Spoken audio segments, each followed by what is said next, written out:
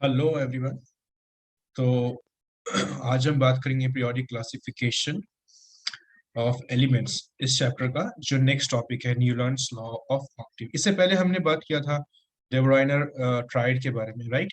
तो हमें पता था कि वो किसी तरीके से किसी वजह से वो काम नहीं कर पाए, वो जो मॉडल था उनका। आज हम जो बात करेंगे वो न्यूलैंड्स लॉ ऑफ ऑक्टेव की बात करेंगे। ये उनके बाद आए। तो पहले थे हमारे JW डे ब्रुइनर, जिन्होंने अपना एक मॉडल बताया था जिसका नाम था डे ब्रुइनर्स ट्रायड।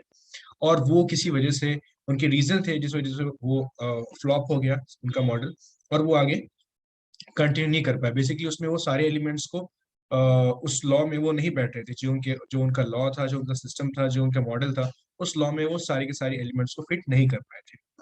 अब हम बात करते हैं न्यूलैंड्स लॉ ऑफ ऑक्टेव। तो न्यूलैंड एक साइंटिस्ट है, अगेन उन्होंने भी पीरियोडिक क्लासिफिकेशन जो हम एलिमेंट्स कर रहे हैं वो भी उन्होंने भी करने की कोशिश की, और एक मॉडल बनाने के लिए हम एक मॉडल बना के दिया बेसिकली। अब ये मॉडल कैसे काम करता है, इसमें कैसे एलिमेंट्स उन्होंने बेसिकली लगाए, सजाए, और उसके बाद उनका मॉडल में क्या क्या उन्होंने प्रॉब्लम्स आए, और कैसे उन बाद में ये मॉडल किस वजह से काम नहीं कर पाया, वो सारा डिटेल हम इस वीडियो में देखेंगे।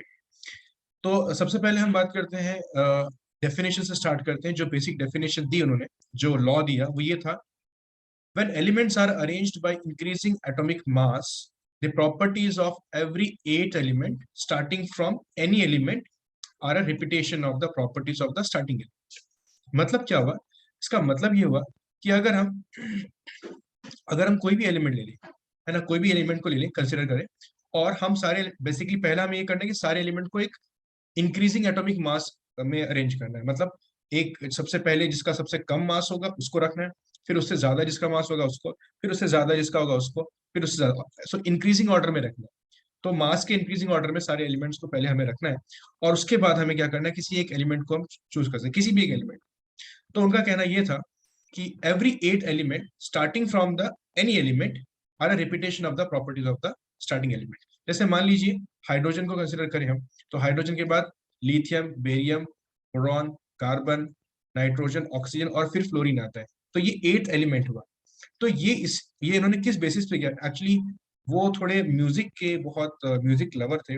तो उन्होंने जैसे म्यूजिक में सारे गामा पाधा नी, ऐसे सात सुर होते हैं, और आठवां सुर रिपीट होता है। जैसे कि अगर आप देखो तो ये है सा, रे, गा, मा, पा, ध, नी, और उसके बाद एट्थ वाला जो होगा वापस से सा हो जाएगा, राइट। तो ऐसे ही कि कुछ इस तरह से, कुछ इन नोट्स को, जो म्यूजिक के नोट्स होते हैं सारे गामा पाधा नी, इन नोट्स को ध्यान में रखे उन्होंने एक ऑक्टेव बनाया। आठ, जैसे कि आठ नोट का एक ऑक्टेव होता है, उस तरीके से उन्होंने बनाया।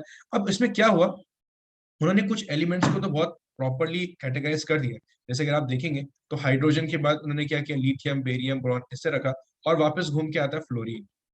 ऐसे ही फिर पूरे एट एलिमेंट आता है क्लोरीन। तो कुछ एलिमेंट तो ऐसे थे जैसे फ्लोरीन, फ्लोरीन ये मैच कर रहे थे। मतलब उन्होंने कैटेगराइज करने की कोशिश किया कि उन्होंने ग्रुप बना दिया, और उस ग्रुप के अंदर सिमिलर प्रॉपर्टीज वाले एलिमेंट को रख दिया। अब ये काफी सही बैठ गया, और ये बहुत सारी जगह पे ये सही काम भी कर रहा था। अब ये इन्होंने काफी सारा किया, लेकिन अल्टीमेटली ये फेल हो जाते हैं। अब इतना सही काम करने के बाद ये फेल क्यों होते हैं? तो उसके कुछ रीजन थे जिस वजह से ये फेल हुए। तो पहला रीजन उसका ये था कि ये जो सिस्टम बनाया था ये काफी अच्छा था लाइटर एलिमेंट्स के लिए। ये सिर्फ जो हल्के एलिमेंट्स है ना उनके लिए ठीक था, लेकिन जो हैवी एलिमेंट है उनके लिए ठीक नहीं था। तो लाइटर एलिमेंट्स के एग्जाम्पल की बात करें तो हमारे पास है लिथियम, सोडियम, पोटेशियम। इनके लिए ये सही काम किया। अगर आप देखो तो यहाँ पर आप देख सकते हैं इन्होंने एक ग्रुप बनाया बहुत अच्छा, ये देखो। इस ग्रुप में लिथियम भी है, सोडियम भी है, पोटेशियम, जो कि सही है। इनकी प्रॉपर्टी काफी मैच होती है आपस में, तो यहाँ तो ठीक है। लेकिन ये लाइटर एलिमेंट्स के लिए एकदम परफेक्ट काम किया। जैसे कि हमारे कुछ एलिमेंट्स का नाम जैसे मैं बता रहा हूँ, लिथियम है, सोडियम है, पोटेशियम है। और उसके बाद एक और अच्छी बात ये हुई इस मॉडल में कि इन्होंने जो प्रॉपर्टी थी, जो एलिमेंट्स की प्रॉपर्टी थी, वो काफी सिमिलर प्रॉपर्टी वालों को एक साथ रख लिया। लेकिन हुआ क्या, ये सिर्फ और सिर्फ लाइटर एलिमेंट्स के साथ, जो हैवियर एलिमेंट है वहां पे ये काम नहीं कर पाए। तो देखते हैं क्या क्या वजह थी जिसकी वजह से ये उनका जो लॉ ऑफ ऑक्टेव था वो फेल हुआ। तो पहला तो रीजन ये है, सबसे पहला रीजन ये है, अ, इनका जो क्लासिफिकेशन था वो हैवी एलिमेंट के लिए काम नहीं कर पाया। जैसे कि बियॉन्ड कैल्शियम अगर आप कोई भी एलिमेंट लेंगे तो वो प्रॉपरली फिट नहीं है। मतलब उस ग्रुप के और जो एलिमेंट है उनके साथ वो मैच नहीं होता है। और जैसे ही और नए नए एलिमेंट डिस्कवर होने लगे, उस अ, उसके बाद जो नए एलिमेंट्स आए उनको वो अपने इस ऑक्टेव में फिट नहीं कर पाए, तो वो उनके लिए डिफिकल्ट था। तो जो पहले से उन्होंने अरेंज कर दिया वो तो ठीक थे, टिल लाइटर एलिमेंट्स। जब हेवियर एलिमेंट आने लगे, यानी कैल्शियम के बाद जितने एलिमेंट आए उसको वो फिट नहीं कर पाए। अब नए नए एलिमेंट्स जो डिस्कवर हो रहे थे उनको वो फिट नहीं कर पा रहे थे। तो दूसरा फेलियर का रीजन ये रहा। पहला, जो बियॉन्ड कैल्शियम थे वो अरेंज नहीं कर पाए, जो न्यू एलिमेंट्स डिस्कवर हो रहे थे वो भी अरेंज नहीं कर पाए। और एक और चीज जो उन्होंने की वो ये कि कोबाल्ट और निकेल, ये दो एलिमेंट है, इनको इन्होंने सेम स्लॉट में रख दिया। इनको इन्होंने सेम स्लॉट में रखा, ऐसे स्लॉट में रखा जहां पे फ्लोरीन और क्लोरीन भी था। तो निकेल और कोबाल्ट की प्रॉपर्टी बिल्कुल डिफरेंट है क्लोरीन, फ्लोरीन और ब्रोमीन से। तो अगर आप देखो यहाँ पर क्लोरीन इन्होंने रखा, यहाँ पर कोबाल्ट और निकेल किसके साथ रखा, ऊपर है क्लोरीन, फ्लोरीन एंड क्लोरीन। तो आप देख सकते हैं कि यहाँ पर ये इनकी प्रॉपर्टी मैच नहीं कर रही है।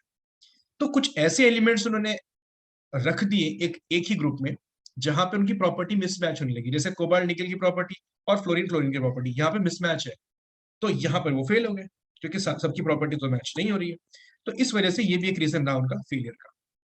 उसके अलावा आयरन की प्रॉपर्टी कोबाल्ट और निकेल से मैच करती है, राइट। आयरन कोबाल्ट निकेल आप जानते हैं फेरोमैग्नेटिक पार्टिकल्स होते हैं, फेरोमैग्नेटिक एलिमेंट्स हैं, ठीक है। वैसे ही अब आप देखो कि आयरन को रखना चाहिए था कोबाल्ट और निकेल के पास क्योंकि उनकी प्रॉपर्टी तो मैच करती थी, लेकिन उन्होंने आयरन को रखा ऑक्सीजन के साथ, जो कि ऑक्सीजन की प्रॉपर्टी आयरन की प्रॉपर्टी काफी डिफरेंट है। तो उन्होंने ये जो प्रॉपर्टी के अकॉर्डिंग जो एलिमेंट यहाँ पर लगा है वो प्रॉपर्टी मिसमैच करने लगी। मतलब ऑक्सीजन की प्रॉपर्टी आयरन से मिसमैच करती है, कोबाल्ट निकल की प्रॉपर्टी फ्लोरीन फ्लोरीन से मिसमैच करती है। तो ये मैच नहीं हो रही थी प्रॉपर्टी, और जिसकी वजह से ये एक फेलियर हो। तो ये फेल होने के बाद इसके चार मेन रीजन रहे जिस वजह से ये फेल हो गया। तो ये पहले एक अच्छी बात ये थी कि उन्होंने काफी सारे एलिमेंट्स को ऑक्टे में लगाया था, लेकिन फिर ये सारे एलिमेंट्स को नहीं लगा पाए, अपने अपने ऑक्टे में नहीं बैठा पाए। और दूसरी रीजन ये था कुछ जो नए एलिमेंट्स डिस्कवर हो रहे थे विद टाइम उसको वो डिस्कवर नहीं कर पाए। और कोबाल्ट निकेल जैसे जो एलिमेंट थे उनको रख दिया फ्लोरीन और फ्लोरीन के साथ, जो कि प्रॉपर्टी जिनकी मिसमैच हो रही थी। और लास्ट में आयरन को रखना चाहिए था कोबाल्ट निकल के साथ जिनकी प्रॉपर्टी मैच करती है, लेकिन आयरन को रख दिया उन्होंने ऑक्सीजन के साथ, कोबाल्ट निकल को रख दिया फ्लोरीन फ्लोरीन के साथ, जो कि काफी सारी प्रॉपर्टी मिसमैच हुई। इस वजह से न्यूलैंड्स का लॉ ऑफ ऑक्टेव जो था वो यहाँ पर फ्लॉप हो जाता है। तो फ्लॉप होने के बाद ये जो ऑक्टेव है यहीं पे एंड हो जाता है, ठीक है। तो ये इन्होंने कुछ हद तक उस पर काम किया, लेकिन एग्जैक्ट ये डिटेल नहीं दे पाए, और बहुत सारे एलिमेंट्स को उस अपने जो क्लासिफिकेशन किया उन्होंने एलिमेंट्स का उसमें वो प्रॉपरली नहीं बैठा पाए, और अल्टीमेटली ये मॉडल भी फेल हो जाता है। तो इसके बाद एक मॉडल आएगा जो मेंडलीव्स का मॉडल है, जिसको हम नेक्स्ट वीडियो में डिस्कस करेंगे, ठीक है। तो अभी के लिए इतना ही, मिलते हैं फिर नेक्स्ट वीडियो में।